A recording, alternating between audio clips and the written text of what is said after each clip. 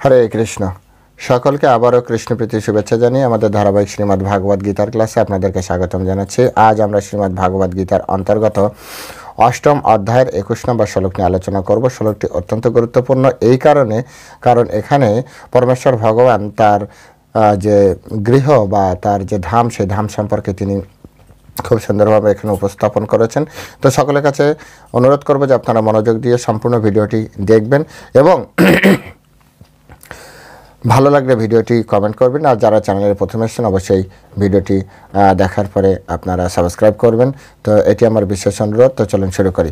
নম ওম বিষ্ণুপাদায় কৃষ্ণ প্রেষ্ঠ ভূতলে শ্রীমতে ভক্তি বেদান্ত স্বামিনীতে নামিনে নমস্তে সারস্বতী দেবে গৌরবাণী প্রচারিণে निर्विशेष शून्यवादी पाश्चात्य देशतारिणे वांछा कल्पतरुर्भश्च कृपा सिंधु व्यवच पतितानां पावनेभ्यो वैष्णवेभ्यो नमो नमः। जय अनंत कोटि वैष्णव वृंद की जय, श्रील प्रभुपाद की जय, निताय गौर सीतानाथ प्रीति प्रेमानंदे हरि बोल। हरे कृष्णा। ओम नमो भगवते वासुदेवाय। ओम नमो भगवते वासुदेवाय। ओम नमो भगवते वासुदेवाय। श्रीमद् भागवत गीता अष्टम अध्याय अक्षर ब्रह्मयोग श्लोक नंबर 21। अव्यक्त अक्षर इति उक्तम तम आहु परमां गतिम जम प्राप्यो न निवर्तन्ते तद्धम परमां मम। अव्यक्त अक्षर इति उक्त्वाम तम आहु परमां गतिम जम प्राप्य न निवर्तन्ते तद्धम परमां मम। हरे कृष्ण। तो এখন আমরা এই সংস্কৃত শ্লোকের শিল প্রভুপাদ কর্তৃক যে বাংলা ভাষানুবাদ দেওয়া হয়েছে সেই ভাষানুবাদ আমরা শ্রবণ করব। আপনারা অত্যন্ত মনোযোগ দিয়ে এবং শ্রদ্ধার সহিত এই অনুবাদ শ্রবণ করবেন। অনুবাদ: সেই অব্যক্তকে অক্ষর বলে, তাই সমস্ত জীবের পরমাগতি। কেউ যখন সেখানে যায় তখন আর তাকে এই জগতে ফিরে আসতে হয় না। সেটি হচ্ছে আমার পরম ধাম। আমি আরেকবার পড়ছি। সেই অব্যক্তকে অক্ষর বলে, তাই সমস্ত জীবের পরমাগতি। কেউ যখন সেখানে যায় তখন তাকে আর এই জড়জগতে ফিরে আসতে হয় না। সেটি হচ্ছে আমার পরম ধাম। হরে কৃষ্ণ। জয় শিল প্রভুপাদ কি জয়। তো এখন আমরা শিল প্রভুপাদ কর্তৃক এবং শিল বলদেব বিদ্যাভূষণ এবং বিশ্বনাথ চক্রবর্তী ঠাকুর কর্তৃক যে এই শ্লোকের উপরে যে তাৎপর্য দেওয়া হয়েছে সেই তাৎপর্যের আলোকে এবং শিল প্রভুপাদের তাৎপর্যের আলোকে, তিন তাৎপর্যের আলোকে আমরা যে সারসংক্ষেপ, সেই সারসংক্ষেপ আমরা হৃদয়ঙ্গম করার চেষ্টা করব এবং এখান থেকে যে শিক্ষা দেওয়া হয়েছে সেই শিক্ষা আমরা হৃদয়ঙ্গম করার চেষ্টা করব। অত্যন্ত গুরুত্বপূর্ণ। বাস্তবিক যদি বলেন এই শ্লোকটি এর আগের শ্লোকের সাথে জড়িয়ে আছে। কেন জড়িয়ে আছে? এখানে বলা হচ্ছে যে সেই অব্যক্তকে অক্ষর বলে। অব্যক্ত, সেই অব্যক্ত মানে কোন অব্যক্ত? প্রশ্ন আসছে, সেই অব্যক্ত মানে কোন অব্যক্ত? এটি তার আগের শ্লোকে অর্থাৎ 20 নম্বর শ্লোকে পরমেশ্বর ভগবান বললেন। কিন্তু আর একটি অব্যক্ত প্রকৃতি আছে যা নিত্য এবং ব্যক্ত অব্যক্তের বস্তুর অতীত। অর্থাৎ আরেকটা প্রকৃতি আছে যেটি অব্যক্ত প্রকৃতি বলা হচ্ছে। তো এবার বলা হচ্ছে সেই অব্যক্ত, সেই আগেরবার যে এটা বললো পরমেশ্বর ভগবান যে অব্যক্ত শব্দ ব্যবহার করেছে, সেই অব্যক্ত প্রকৃতি যাকে অক্ষর বলা হয়। অক্ষর মানে অ আ এ বি সি এটাকে নয়। অক্ষর মানে যা খর নয়, অযুক্ত খর, অর্থাৎ খরবিহীন। খর মানে কি? খর মানে হচ্ছে পরিবর্তনশীল বা পতনশীল। হ্যাঁ, এটাকে বলা হয়েছে আপনার হচ্ছে খর। আর অক্ষর হচ্ছে যেটি কখনো পরিবর্তনশীল নয়, যেটি কখনো পতনশীল নয়, যার কখনো ধ্বংস হয় না, অবিনশ্বর, নিত্য, শাশ্বত, এগুলোকে বলা হয় হচ্ছে অক্ষর। তো অক্ষরের একাধিক শব্দ, শাশ্বত, নিত্য, তারপরে আপনার হচ্ছে চিরন্তন, সনাতন, অক্ষর, এগুলো হচ্ছে অক্ষর শব্দের সাথে সিমিলার যে শব্দ ওয়ার্ড বলা হয় সেটি। তো এখানে সেই অব্যক্তকে অক্ষর বলা হচ্ছে। কেন? কারণ সেই ধামের কখনো পরিবর্তন হয় না। ছিল, আছে, থাকবে। যখন এই ব্রহ্মাণ্ড থাকবে না তখন ওই ধাম থাকবে। যখন এই ব্রহ্মাণ্ড ছিল না তখনও ওই ধাম ছিল। আর ভবিষ্যতে যখন এটি থাকবে না তখনও ওই ধাম থাকবে। আর আজ যখন এই ব্রহ্মাণ্ড আছে তখনও ওই ধামের অস্তিত্ব আছে। এটাকে বলা অক্ষর। এখন তাই সমস্ত জীব এবং ওই অক্ষর ধাম ওই ধামই হচ্ছে আমাদের পরমাগতি। আমরা যে আমাদের জীবনে যে বিভিন্ন ধরনের স্পিড বাড়াচ্ছি না, আমরা গতি বাড়াচ্ছি আমাদের জীবনে, কিন্তু আমাদের লক্ষ্য ঠিক নেই। আগে মানুষ নৌকা করে এক জায়গা থেকে আরেক জায়গায় যেত, সেখানে পরবর্তীতে কী আসলো, পরবর্তীতে বিভিন্ন ধরনের যানবাহন আসলো, তারপরে সেখানে প্লেন আসলো। তো মানুষের দেখুন আস্তে আস্তে গতি বেড়েছে, কিন্তু গতি বাড়লে কী হবে, মানুষের যে ডেস্টিনি, সে ডেস্টিনি তো ডিস্টেন্স যেটা সেটি তো বাড়েনি, তার লক্ষ্যবস্তু বাড়েনি, শুধুমাত্র গতি বাড়িয়েছে। জীবদ্দশা এতটাই গতিপূর্ণ হয়ে গেছে যে মানুষ বিভ্রান্ত হয়ে গিয়েছে। তো সেই জন্য আমাদের গতি, পরমাগতি কি, মনুষ্য জীবনের প্রকৃত উদ্দেশ্য এই শ্লোকের ভিতরে বুঝতে হবে। এখানে তাই হচ্ছে সমস্ত জীবের পরমাগতি। মনুষ্য দেহধারী জীব এটি জানতে পারে, অন্য দেহধারী জীব এটি জানতেই পারে না। কিন্তু মনুষ্য দেহধারী জীবের, আবার মনুষ্য দেহধারী জীবের সকলেও এটি জানতে পারে না। 4 লক্ষ প্রজাতির মানুষ আছে, 4 লক্ষ প্রজাতির ভিতরে সবথেকে শ্রেষ্ঠ পর্যায়ে যে আছে, সেই শুধু তার জীবনের পরম গতি সম্পর্কে জানতে পারে। জীবনের তো একটা গতি আছেই, আমরা আমাদের মতো করে নিজেদের মতো করে অনেক সময় গতি নির্ধারণ করি, কিন্তু জীবনের নিজস্ব একটা গতি আছে, নিজস্ব একটা আপনার রয়েছে। সেই জায়গাটা আমাদের পয়েন্ট আউট করতে হবে যে আমাদের অ্যাকচুয়ালি গতি কোথায়। গতি হচ্ছে সেখানেই যেখান থেকে আমরা শুরু করেছি, গতি হচ্ছে সেখানেই যেখান থেকে আমরা এই জগতে এসেছি, সেটি হচ্ছে আমাদের পরম গতি। তাই আমাদের প্রত্যেকেরই কী করা উচিত, তাই আমাদের প্রত্যেকেরই উচিত যে আমাদের সেই পরম গতির দিকে মানে লক্ষ্য রেখে তারপরে বিচার বিবেচনা আমাদের করা। এবং পরবর্তীতে বলছে কেউ যখন সেখানে যায় তাকে আর এই জড়জগতে ফিরে আসতে হয় না। যম প্রাপ্য না নিবর্তন্তে তদ্ধাম পরমাম মম। এখানে বলা হচ্ছে যম প্রাপ্য না নিবর্তন্তে তদ্ধাম পরমাম মম। এর আরেক জায়গায় ভগবান বলছেন যদ্গতনে নিবর্তন্তে তদ্ধাম পরমাম মম। হ্যাঁ, তো এইসব কথাগুলো সব সিমিলার কথা। এই কথার মাধ্যমে তিনি বোঝাচ্ছেন যে তোমরা ভুল করছো। মানব জাতির উদ্দেশ্যে তিনি বলছেন তোমরা যে এই জগতে তোমাদের আইডেন্টিটি তৈরি করার চেষ্টা করছো, তোমরা যে এই জগতে তোমাদের ঘর বাড়ি তৈরি করার চেষ্টা করছো, আসলে তোমরা ভুল করছো। কারণ তোমাদের লক্ষ্য অন্য জায়গায় হওয়া উচিত, তোমাদের পরম গতি অন্য জায়গায় হওয়া উচিত। এই জগতে তুমি যত বড়ই বাড়ি করো, যত বড়ই গাড়ি করো, যত বড় জমিদার বা রাজা হও না কেন, আজ হোক কাল হোক তোমাকে এই জগৎ থেকে বেরিয়ে যেতে হবে, কারণ এই জগৎ তোমার নয়। সুতরাং এই জগৎ তোমার গতি হওয়া উচিত নয়, তোমার গতি সেটাই হওয়া উচিত যেখান থেকে তুমি আর কখনোই বেরো হবে না। তাই পরমেশ্বর ভগবান যাতে আমাদের ভুল করেও ভুল না হয়, সঠিক নয়, ভুল করেও ভুল না হয়, সেই জন্য পরমেশ্বর ভগবান চোখে আঙুল দিয়ে দেখিয়ে দিলেন, চোখে আঙুল দিয়ে দেখিয়ে দিলেন যম প্রাপ্য ন নিবর্তন্তে তদ্ধাম পরমাম মম। যেখানে গেলে আর জীবকে ফিরে আসতে হয় না, সেই ধামই হচ্ছে আমার প্রকৃত ধাম, এবং সেটি হচ্ছে অব্যক্ত। এই মর্তলোকের মতো বা এই ব্রহ্মাণ্ডের মতো সেটি কখনো নষ্ট হয় না, সেটি কখনো বারবার এই যে খণ্ড প্রলয় হয় এরকম হয় না। কল্পের সময় সব কিছু ধ্বংস হয়ে যায়, ব্রহ্মার মৃত্যুর সাথে সাথে পুরো ব্রহ্মাণ্ড ধ্বংস হয়ে যায়, এরকম নয় সেই ধাম। সেই ধাম চিরস্থায়ী, সেই ধাম নিত্য, সেই ধাম শাশ্বত।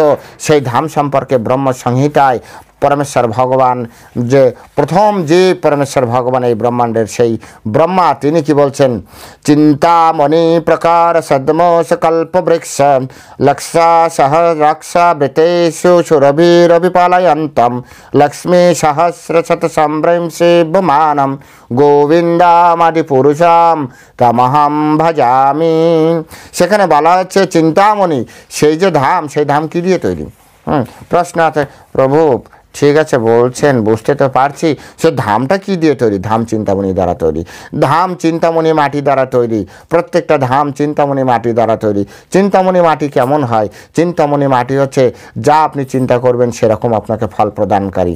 এমন কল্পবৃক্ষ, কল্পবৃক্ষ মানে সে বৃক্ষগুলো হচ্ছে কল্পবৃক্ষ, কল্পনা মাত্র আপনার ফল প্রদান করে।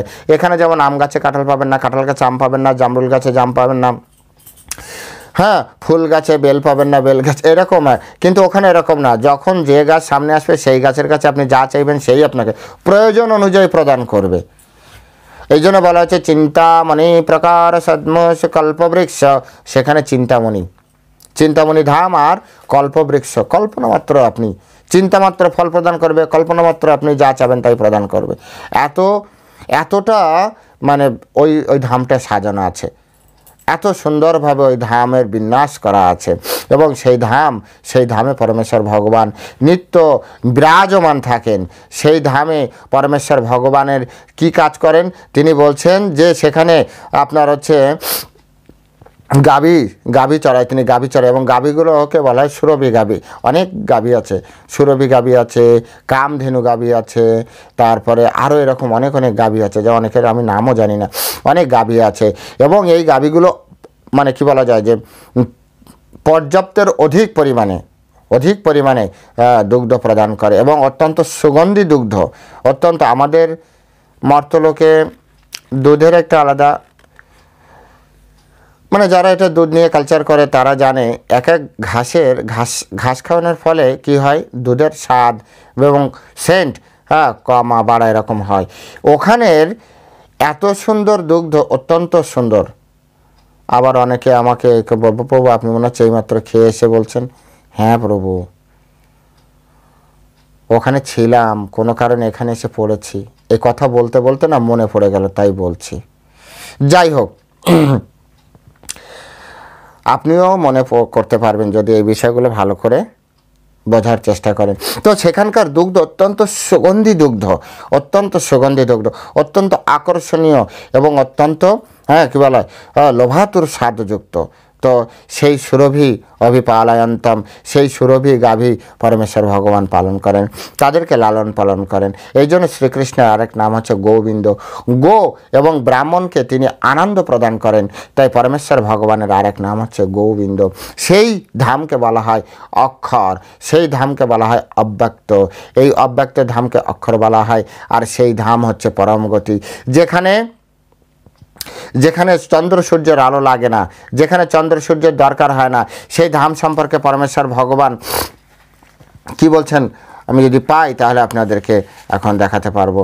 সেই ধাম সম্পর্কে পরমেশ্বর ভগবান ন তদ্ ভাসয়তে সূর্য ন শশাঙ্ক না পাবক, অর্থাৎ সেখানে সে ন তৎ ভাসয়তে সূর্য, সেটি হচ্ছে আলোকিত করার জন্য, ভাসয়তে সেটি আলোকিত করার জন্য কিসের দরকার হয় না, সূর্যের দরকার হয় না। ন শশাঙ্ক চন্দ্রের দরকার হয় না। ন পাবক, সেখানে আপনার কিসের দরকার হয় না, পাবক মানে অগ্নিরও দরকার হয় না। এটা পরমেশ্বর ভগবানের মানে দেহ নির্গত যে আলো, সেই আলোতেই, সেই রশ্মিতেই সেই ধাম সবসময় সদা উজ্জ্বল। সেখানকার প্রত্যেকটা উজ্জ্বল, সব কিছু উজ্জ্বল, সব কিছু লাইট প্রদান করেন। তো প্রশ্ন আসে, প্রভু এত লাইট হলে তো চোখে লাগবে। সেই লাইটগুলো এমন যে আপনার চোখে লাগবে না, সেই লাইটগুলো এমন যে আপনাকে তাপ প্রদান করবে না। অত্যন্ত স্নিগ্ধ, অত্যন্ত মানে অত্যন্ত কি বলা যায় যে নাতিশীতোষ্ণ, একটা বসন্তের মতো একটা প্রত্যেকটা বৃক্ষ উজ্জ্বল, প্রত্যেক মাটি উজ্জ্বল। সেখানকার যেমন বিভিন্ন মণি, হীরা, তারপরে হচ্ছে ডায়মন্ড, এই টাইপের কিছু আছে, মণিমুক্তা, সেগুলি অত্যন্ত উজ্জ্বল, পাথরগুলো অত্যন্ত উজ্জ্বল। এবং সেগুলি আপনার সবাই নিজেরাই নিজেদের আলোকিত করছে। এইরকম একটি ধাম, যে ধামের কথা পরমেশ্বর ভগবান আমাদেরকে বলছেন, এবং সেটি হচ্ছে আমাদের পরমাগতি। আমরা কোন জগতে থাকার চেষ্টা করছি? এই জগতে যার নিজস্ব আলো নেই। সূর্য যদি এখন আলো দেওয়া বন্ধ করে, ইলেকট্রিসিটি চলে যায়, আমাদের লোডশেডিং হয়ে যাবে, আমরা কিছুই দেখতে পারবো না। এই জগৎকে আমরা আপন ভাবছি। পরমেশ্বর ভগবান বলছে এটি তোমাদের ভুল হচ্ছে, এটি তোমাদের ভুল হচ্ছে। যে জগতে নিজস্ব আলো নেই, যে জগৎ তোমাকে দেখতে সহযোগিতা করতে পারে না, সেই জগৎকে তুমি নিজের ভাবছো। অথচ তোমার জন্য এত সুন্দর ধাম ওয়েট করে আছে, তোমার জন্য এত সুন্দর জায়গা ওয়েট করে আছে। তাই তোমার পরম গতি হওয়া উচিত সেই অব্যক্ত ধাম, অক্ষর ধাম। এবং সেখানে গেলে আর এই জন্ম মৃত্যুর চক্রে ফিরে আসতে হবে না। সেখানে গেলে এই দুঃখালয় অশাশ্বতম, দুঃখের আলয় আর ফিরে আসতে হবে না। সেখান থেকে সেখানে গেলে এখানে এই জগতের যে আমরা বারবার দেহ পরিবর্তন করছি, দেহ পরিবর্তনের সাথে সাথে যে যন্ত্রণা ভোগ করছি, সেই যন্ত্রণা আমাদেরকে আর ভোগ করতে হবে না। এই শরীর প্রাপ্তির পরেও আমাদের যন্ত্রণা রয়েছে, শরীর প্রাপ্তির জন্য আমাদের যন্ত্রণা রয়েছে। যখন আমরা মাতৃগর্ভে যাই, সেই মাতৃগর্ভে ভাগবতমে আছে কত কষ্টকর একটা বিষয়। মাতৃগর্ভে মা যদি একটু বেশি করে লঙ্কা গ্রহণ করে, ঝাল জাতীয় খাবার খায়, সেটি সরাসরি ওই পেটের গর্ভের সন্তানকে আঘাত প্রদান করে। মা যদি একটু জোরে কাজ করে তার প্রভাব সন্তানের উপরে পড়ে। মায়ের যদি গ্যাস হয় তার প্রভাব সন্তানের উপরে পড়বে, সন্তান কিছু বলতে পারবে না। এইরকম একটা সিচুয়েশনে আপনি প্রত্যেকে আমরা জীবন অতিবাহিত করছি। তো মাতৃগর্ভে, এবং সেখানে কতদিন, 10 মাস 10 দিন বলা হয়। এতটা দিন ধরে আমরা কত কষ্ট না আমরা ভোগ করতে থাকি, কত কষ্ট না আমরা ভোগ করতে থাকি। এরপরে আসছে আমাদের এই কি বলা হয় মর্তলোকে আমাদের আসা। মর্তলোকে আসার পরে কিছু কাল তো আপনার যদি পিঁপড়া কাটে আপনি বলতে পারবেন না আমার অমুক জায়গায় পিঁপড়া কেটেছে। আপনার ব্যথা করবে, পেট ব্যথা করবে, আপনি বলতে পারবেন না আমাদের পেট ব্যথা হচ্ছে না, শুধু চিল্লাতে হবে, কিন্তু মুখে শব্দ বেরোবে না। আমরা বলতে পারবো না আমাদের কোথায় প্রবলেম, শুধু কাঁদতে হবে। আমাদের ক্ষুধা লাগলে কাঁদতে হবে। কেউ যদি আমাদের একটা সিচুয়েশান দেখুন, আপনি যদি গভীরভাবে কল্পনা করেন এই শরীর ধারণকারী এই জীবের কত কষ্ট। তারপরে ধীরে ধীরে বড় হলেন, আপনার চাওয়া পাওয়া, সেই চাওয়া পাওয়া অপূর্তিজনিত দুঃখের কারণ, আপনার অপছন্দের ঘটনা সামনে ঘটার জন্য দুঃখের কারণ, আপনার অপ্রাপ্য বস্তু প্রাপ্তির না ঘটার কারণে দুঃখের কারণ, আপনার সাথে পরিবেশের সাথে মিসআন্ডারস্ট্যান্ডিংয়ের কারণে আপনার দুঃখের কারণ। বিভিন্নভাবে আমাদের জীবনে বিভিন্ন ধরনের সমস্যাগুলো আমাদের একের পর এক আসতে থাকে। তো এই জগৎ আমাদের জন্য নয়।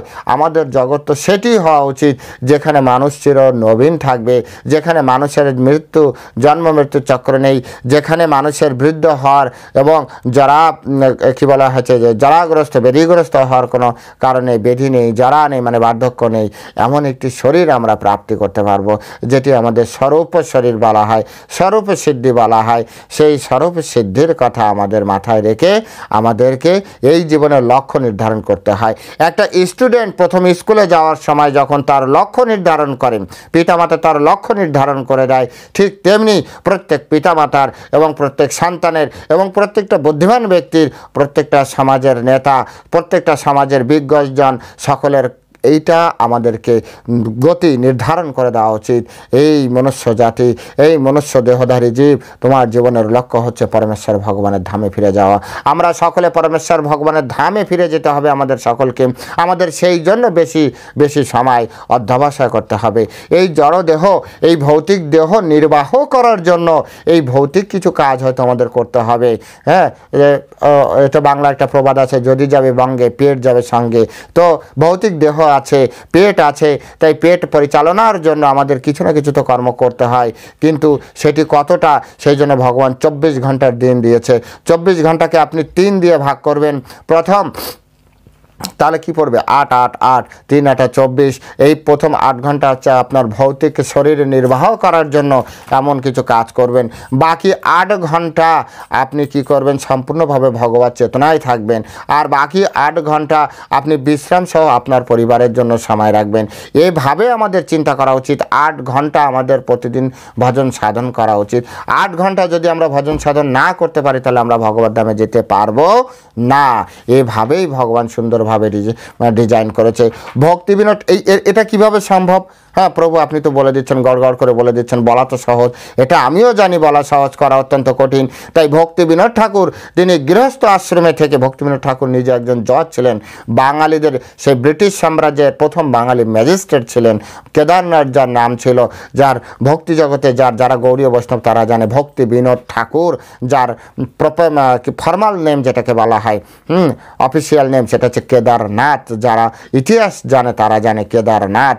তো তিনি ছিলেন গৃহস্থ, তিনি গৃহস্থ আশ্রমে থেকে তিনি দেখিয়েছেন, তিনি শিক্ষা দিয়েছেন যথালাভে সন্তুষ্ট একজন ব্যক্তি যা লাভ করতে পারে তাতেই যদি সন্তুষ্ট না থাকতে পারে তাহলে কখনো এই 8টাকে 3 ভাগে, এই 24টাকে 3 ভাগে ভাগ করে 8 8 ফেলাতে পারবে না। প্রথমে হচ্ছে তার যা প্রাপ্তি হচ্ছে তাতেই সন্তুষ্ট থাকতে হবে। প্রথমে হচ্ছে ভগবানের নিমিত্তে কিছু করার চেষ্টা করতে হবে। ভগবান বলেছে আমাকে যা দরকার, যতটুকু আমার দরকার ভগবান আমাকে প্রদান করবে। এই জায়গায় যে পয়েন্ট আউট করতে পারবে, এই জায়গায় যে স্থির হতে পারবে, তার জন্য শুধুমাত্র এই 8 8 8 এইটা এই 888 তার উপরে কাজ করবে। কিন্তু কেউ যদি অধিক প্রয়াস করে তার জন্য ভক্তি তো অবশ্যই বিনাশ হবে। এই জন্য উপদেশামৃত রূপ গোস্বামী খুব সুন্দরভাবে বলেছেন, বলা হচ্ছে যে অত্যাহার প্রায়শ্চ, তারপর হচ্ছে ললঞ্চ, না, আমি ভুলে যাচ্ছি। অত্যাহার প্রয়াশ্চ, অর্থাৎ অতিরিক্ত, ওই অত্যাহার মানে আমি এইটুকু অত্যাহার হলেই যথেষ্ট। অত্যাহার মানে হচ্ছে আপনার অতিরিক্ত আহার অথবা অতিরিক্ত পাওয়ার যে ইচ্ছা, এই অত্যাহার যদি থাকে, ছটা জিনিস, অ্যাকচুয়ালি ছটা ফ্যাক্টর আছে। অত্যাহার প্রয়াশ্চ, তারপর হচ্ছে প্রজল্প নিয়মাগ্রহ, তারপর হচ্ছে লল্লঞ্চ, অত্যাহার প্রয়াশ্চ প্রজল্প নিয়মাগ্রহ লল্লঞ্চ, আরেকটি আছে স্বরবিভক্তি বিনশ্যতি। এই ছটি হচ্ছে আমাদের ভক্তি বিনাশ করে। এই শুধু ভক্তি না, আমাদের জীবনটাকে নষ্ট করে দেয়, সাকসেস নষ্ট করে দেয়, জীবনে কেউ সফল হতে পারবে না। তার প্রথমটা হচ্ছে অত্যাহার। অত্যাহার মানে হচ্ছে অধিক পাওয়ার ইচ্ছা বা অধিক খাওয়ার ইচ্ছা। অত্যাহার, অধিক আহার করা। আপনি দেখবেন আহার করে পড়তে বসবেন, আপনি খালি ঘুমাতেই থাকবেন, আর কোনো কাজ হবে না। এই জন্য অতিরিক্ত প্রয়োজনে অতিরিক্ত আহার করা উচিত না। এই জন্য প্রয়োজন অতিরিক্ত আমাদের চাওয়া উচিত না। প্রয়োজন অতিরিক্ত যদি চাই, আমাদের ভক্তি বিনাশ হবে। আমাদের লক্ষ্য, আমরা এই জগতে যাই করি না কেন, আজকে এই শ্লোকে দুটি জিনিস আপনি ফিক্সড করে নেন, যদি এই শ্লোক আপনার জীবনে কাজে লাগাতে চান। মানে বলেন না, আমাদের ব্যক্তিগতভাবে লাভ হচ্ছে, আপনার জীবনের লক্ষ্য ঠিক করে নিন। সব থেকে বড় কথা, হ্যাঁ। এবং লক্ষ্য ঠিক করার জন্য আপনি এটা করেন, যেখানে পার্মানেন্ট আমার প্রাপ্তি আসে, যেখান থেকে পার্মানেন্ট পাই, সেটি হচ্ছে আমার লক্ষ্য। পার্মানেন্ট যদি না হয়, তাহলে সেটি আমার লক্ষ্য হতে পারে না। অর্থাৎ সলিউশন হতে হবে পার্মানেন্ট। এই জগতে প্রবলেম বেস সলিউশন আছে, প্রত্যেকটা প্রবলেম প্রত্যেকটা সলিউশন আছে, কিন্তু এমন কোনো সলিউশন কি আছে যার মাধ্যমে সমস্ত প্রবলেম সলভ করা যায়? এই জগতের দোষ কি? এই জগতে 4 ধরনের দোষ আছে: জন্ম, মৃত্যু, জরা, ব্যাধি, দুঃখ, দোষানু দর্শনম। এই জগতে 4 ধরনের দোষ আছে: জন্ম আছে, মৃত্যু আছে, জরা আছে, ব্যাধি আছে। জন্মকে ঠেকানো সম্ভব নয়, মৃত্যুকে ঠেকানো সম্ভব নয়, জরা আর ব্যাধি এ কাউকে ঠেকানো সম্ভব নয়। আপনার আজ একটা রোগ হয়েছে, আপনি ওষুধ খেলেন, কাল তো আর একটা রোগ হবে। আজকে আপনার ক্ষুধা লেগেছে, কালকে আজকে এখন খাবেন, 3 ঘন্টা পর আবার আপনার ক্ষুধা লাগবে। আজকে এই পোশাক নষ্ট হয়ে গেছে, একজন একটা পোশাক দেবে, কালকে আবার পোশাকের দরকার হবে। তো প্রবলেমের পার্মানেন্ট সলিউশন হলো না। এই পার্মানেন্ট সলিউশন হবে হচ্ছে যদি আমরা আমাদের সেই বাড়িতে, অক্ষর বাড়িতে ফিরে যাই। আমাদের বাড়ি ওটা, কারণ আমাদের পিতার বাড়ি আমাদের বাড়ি। পরমেশ্বর ভগবান শ্রীকৃষ্ণ, তিনি হচ্ছেন আমাদের পরম পিতা পরমেশ্বর। জানেন তো সকলে?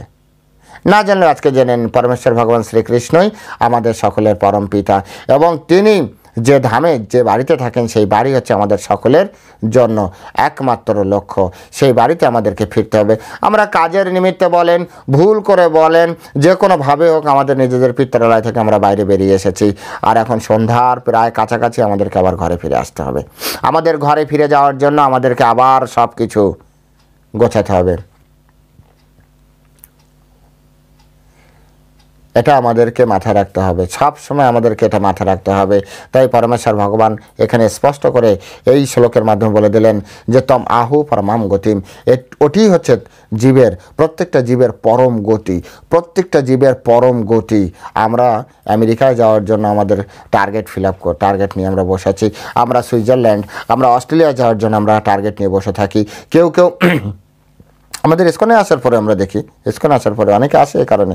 তারপরে আমরা বড় বড় বাড়ি করার জন্য, হ্যাঁ, বড় ফ্ল্যাট করার জন্য, বড় ব্যাংক ব্যালেন্স করার জন্য আমরা বসে আছি। হ্যাঁ, আমাদের টার্গেট, এগুলো সব এক একটা টার্গেটে, কিন্তু পরমেশ্বর ভগবান বলছে সব রং টার্গেট। এই টার্গেট হয়তো যদি ফিল আপও হয়ও কখনো, তথাপি রং। কারণ কি?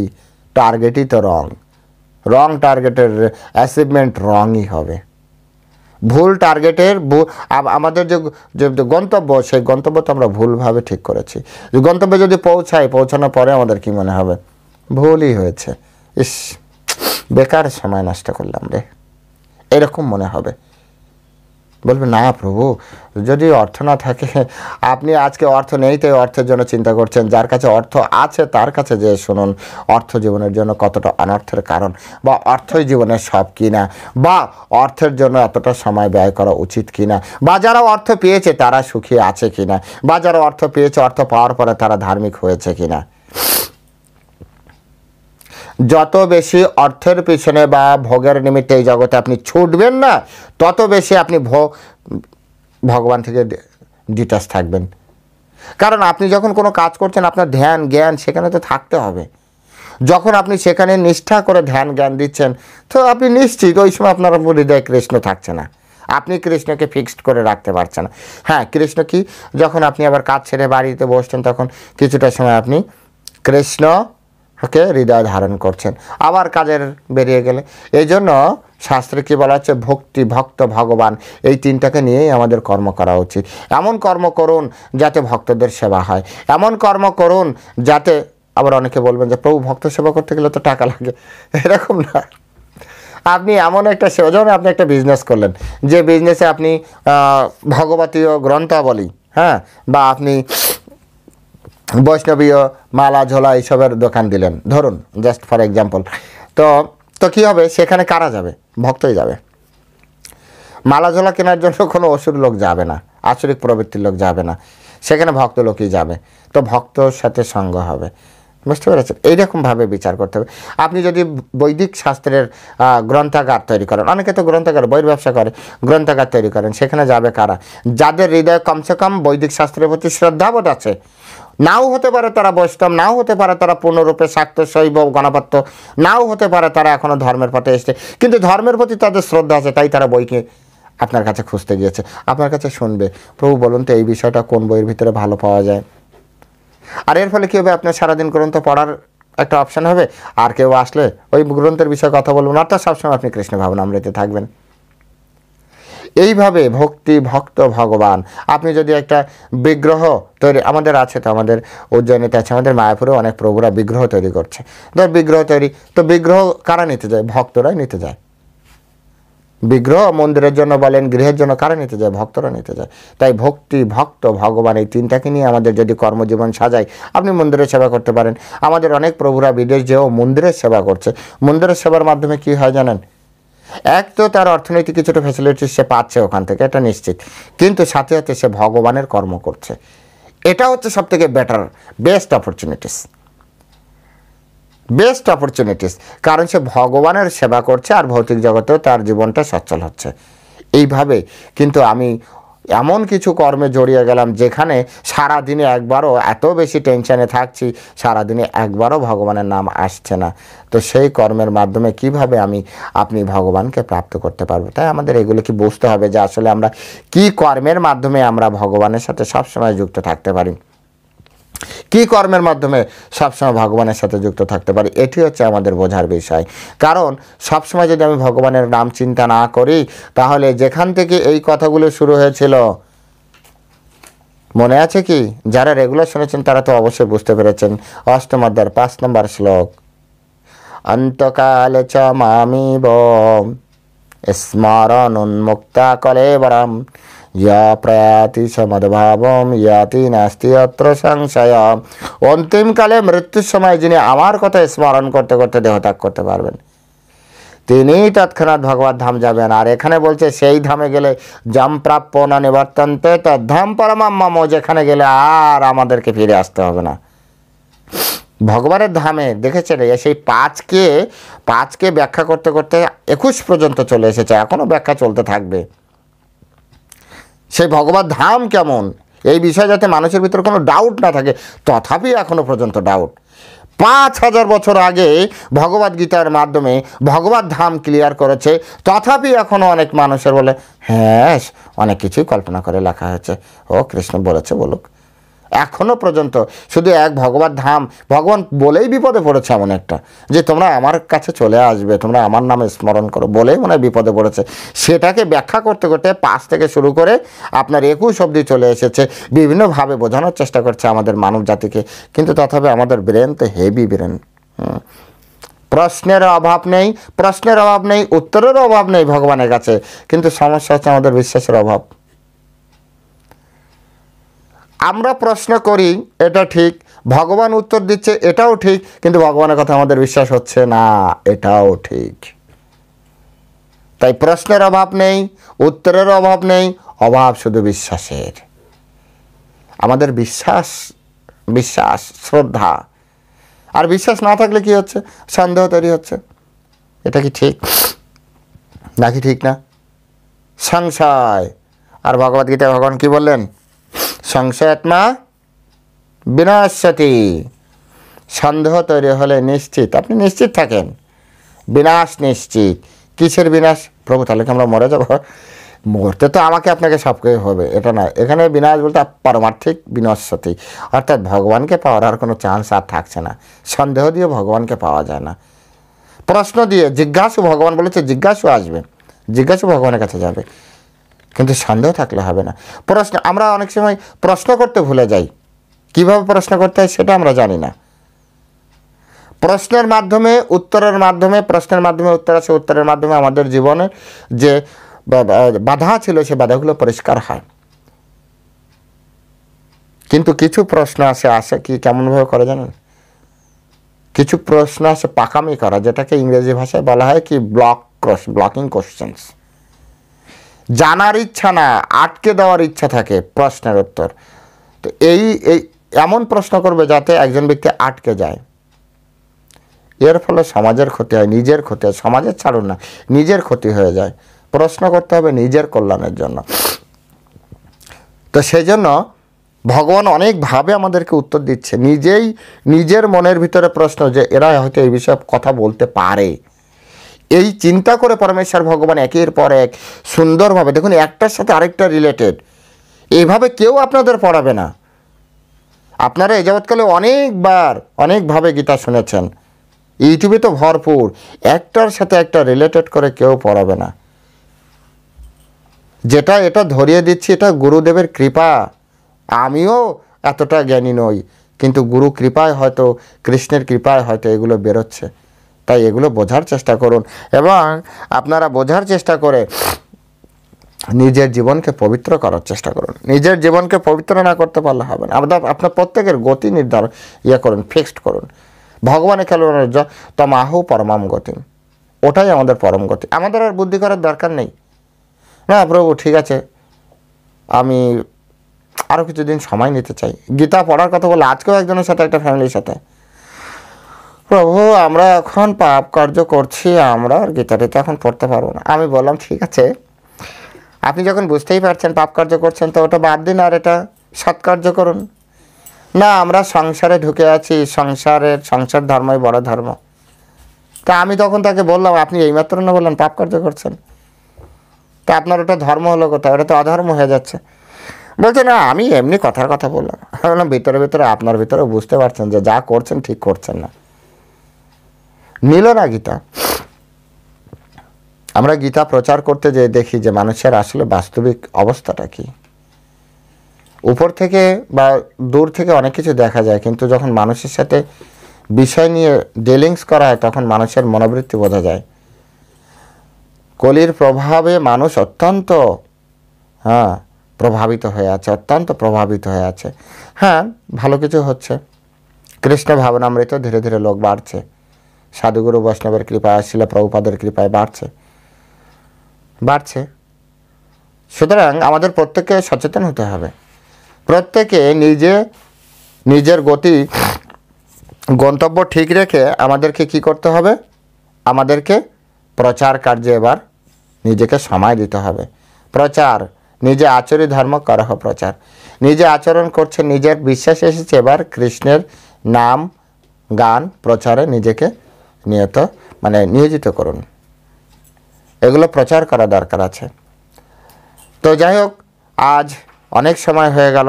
এখানে আরও অনেক কথা বলা যেত, কারণ এই শ্লোকটি অত্যন্ত গুরুত্বপূর্ণ শ্লোক। শুধু তো পরমাম গতিম সম্পর্কে বলতে বলতে এতটা সময় গেল। এখনও যম প্রাপ্য ন নিবর্তন্ত তদ্ধম পরমাম মম, এই বিষয় তো অনেকটাই বাদই পড়ে গেল।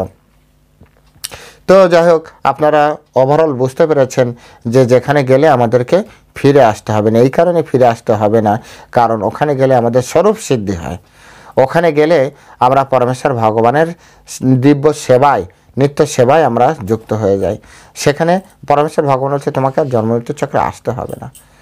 তো আমরাও কামনা করি, সকলে মিলে আমরা পরমেশ্বর ভগবানের কাছে প্রার্থনা করি যাতে আমাদেরকে এই জড় জগতে আর ফিরে না আসতে হয়, সেই ধরনের চেতনা যাতে আমাদের ভিতরে তৈরি হয়। আজ এ পর্যন্তই শেষ করতে একটা ছোট্ট অনুরোধ, যারা চ্যানেলে প্রথমে এসছেন অবশ্যই চ্যানেলটি সাবস্ক্রাইব করে রাখুন এবং বেল আইকনটিও চেপে রাখুন। আর ভালো লাগলে একটা লাইক করবেন। বন্ধু বান্ধব আত্মীয় স্বজন প্রত্যেকের কাছে ভিডিওটি শেয়ার করুন। শেয়ার করতে আপনার 1 পয়সা খরচ হয় না, কিন্তু এই শেয়ারের মাধ্যমে এই কথার কোনো একটি কথা যদি কারো ভিতরে কারো হৃদয়ে লেগে যায়, তার জীবন পরিবর্তন হয়ে যেতে পারে। যেভাবে আমার জীবন একটা কথায় পরিবর্তন হয়েছিল, আপনাদের ভিতরে অনেক ভক্তের একটা কথায় কারো জীবন পরিবর্তন হয়েছে, ঠিক তেমনি এই কথার ভিতরে 1000 কথার ভিতরে যদি একটি কথা কারো জীবন পরিবর্তন করতে সহায়তা করে, তাহলে আপনার এই শেয়ার করাটাও সার্থক হবে। তো ঠিক আছে, আজ এ পর্যন্তই। এখানেই আজকে শ্রীমদ্ ভাগবত গীতার বিশ্রাম রাখছি। সকলকে ধন্যবাদ জানাই যে আপনারা অত্যন্ত মনোযোগ দিয়ে এই কথাগুলি শ্রবণ করেছেন। হরে কৃষ্ণ, জয় শিলা প্রভুপাদ কি জয়।